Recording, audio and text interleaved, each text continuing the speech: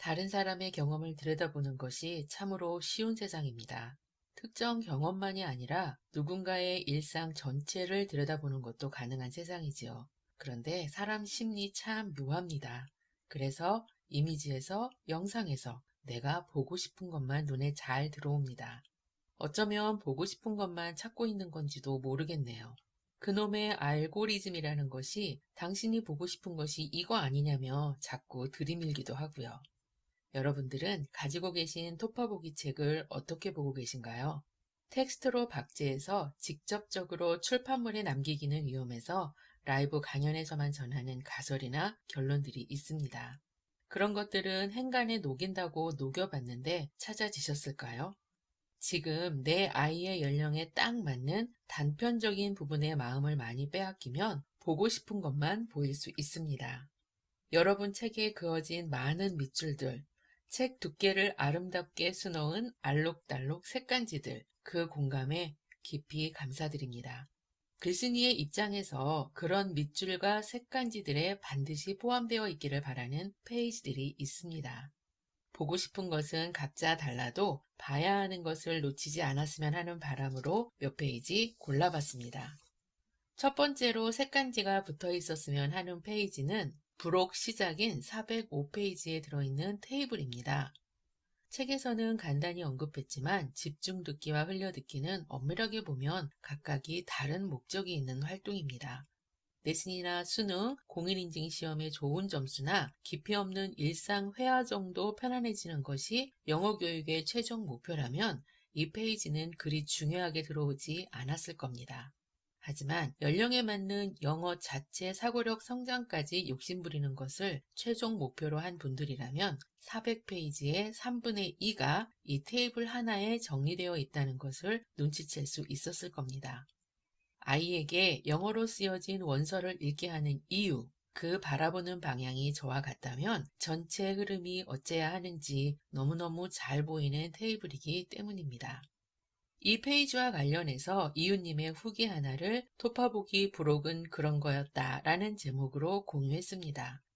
2020년 온라인 연강 2기에 참석하시고 지금은 이 길에서 편안해진 분인데 부록의 제목 앞에 왜 전략적이라는 단어를 넣었는지 글쓴이의 의도를 정확하게 파악하고 계셨지요. 아이들의 교육을 위해 선택한 쉽지 않은 길입니다. 그에 대한 공부가 어설프지 않은 이런 이웃들이라면 이 길에서 좋은 끝에 닿을 수 있으리라 믿어지지요. 흘려듣기의 목적인 청취력보다는 집중듣기의 목적인 독해력이 욕심난다면 파트 3 집중듣기 토파보기를 따라가며 테이블 행간을 잘 채워보실 수 있을 겁니다. 강연 함께 하신 분들은 기억하실 이 슬라이드를 요약해 놓은 것이죠. 두 번째로 색간지가 붙어 있었으면 하는 페이지는 96페이지입니다. 지식의 개념조차도 부모 세대와는 다른 세상을 사는 아이들입니다. 지금의 아이들에게 지식 습득에 있어 꼭 필요한 경쟁력이 무엇인지 알아야 하지 않을까요? 그래야만 그 경쟁력을 키우기 위해 어떤 노력이 필요한지 알 수 있으니까요. 이 길에서 제대로 접기에 집중할 수 있다면 해결되는 것들과 왜 이 길이 영어 습득을 위해 옳은 길인지 한눈에 정리했던 이 슬라이드를 요약해 놓은 것이지요. 세상에는 각양각색의 엄마표 영어가 존재했습니다. 20년 전에 우리 모자가 실천했던 방법이 여전히 엄마표 영어의 한 축을 이루고 있지만 변형과 왜곡이 적지 않았습니다. 첫 책을 출간하고 강연에 열심이었던 것은 이 변형과 왜곡을 어느 정도 바로잡아 보고 싶어서였습니다. 그래서 이 길을 선택하기 위해서는 먼저 새 문장에 대한 공감이 필요하다 강조했던 것이지요. 32페이지에 들어있는 문장들 2018년 강연장에서 어머님들 많이 울렸던 문장입니다. 보이지 않는 망치로 뒤통수 얻어맞은 기분이었다는 후기도 꽤 있었지요. 5년이 지난 지금 분위기는 어떨까요? 당연하다 생각하는 어머님들이 훨씬 많아졌습니다. 강조하고 있는 제대로에서 제대로가 도대체 뭘 어떻게 하라는 것인지 아직도 모호하신 분들이라면 이 문장들 모두에 공감한 실천이 제대로라고 말할 수 있습니다. 마지막으로 아이가 닿길 바라는 영어 끝은 어디인가요? 그 최종 목표를 분명히 해보라 당부하는 페이지입니다. 어디가 끝인지 알려주지도 않으면서 학교에서 사교육 시장에서 나를 따르라 하는 것에 무턱대고 따라갈 생각이 아니라면 원하는 끝이 어디인지 깃발 꽂고 그곳으로 가는 지도 한 장은 스스로 그려봐야 하지 않을까요? 끝을 알아야 끝을 향해 갈 수 있습니다. 목표도 없는 길고 험한 길에 아이들을 밀어넣지 말자고요. 시작은 언제나 할 수 있습니다. 시작이 중요한 것이 아니라 분명한 목표와 흔들림 없는 확신으로 시작하는 것이 중요하지요. 해마다 겨울방학 시작 전에 중간 점검이라는 이름으로 깊은 인연들을 만나고 있습니다. 지난해는 여러 소모임과 팀별로 중간 점검을 했습니다. 당시 사용한 슬라이드 한 장입니다. 진행 중에도 최종 목표는 수시로 점검해야 할 겁니다. 목표만큼 실천도 욕심부려야 하는 길이니까요. 해마다 리딩 레벨 업그레이드를 놓치지 않아 초등 6년 이후에 모국어뿐만 아니라 영어 자체로도 사고가 가능한 정도의 영어 성장이 목표인지, 적당한 속도 조절로 아이와 타협되는 만큼만 실천하며 그 끝이 어디가 되었든 아이와 함께한 시간과 노력 그 자체와 그만큼의 성장에 만족할 것인지, 여러분은 어떤 목표를 선택하고 싶은가요?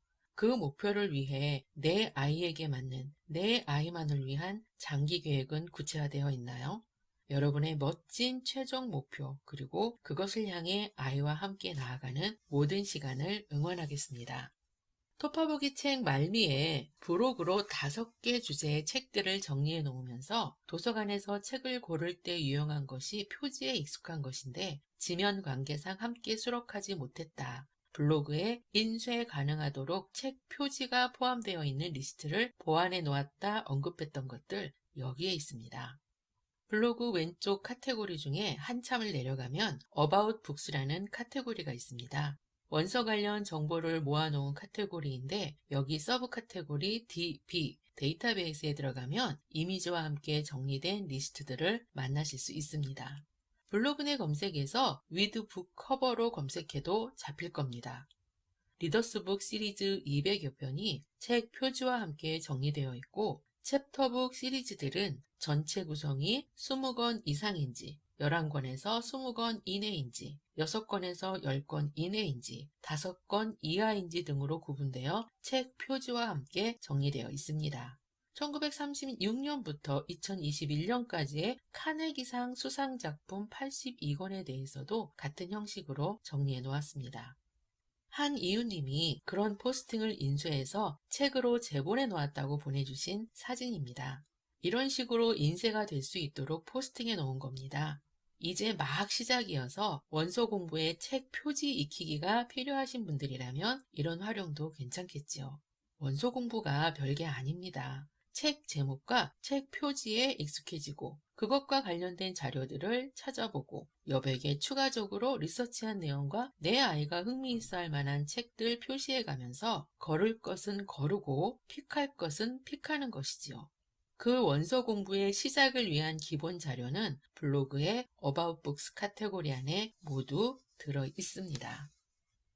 온라인 북토크 참가자들 중 새롭게 시작되는 인연들이 많아서 기대를 했는데 너무들 샤이하시더라고요.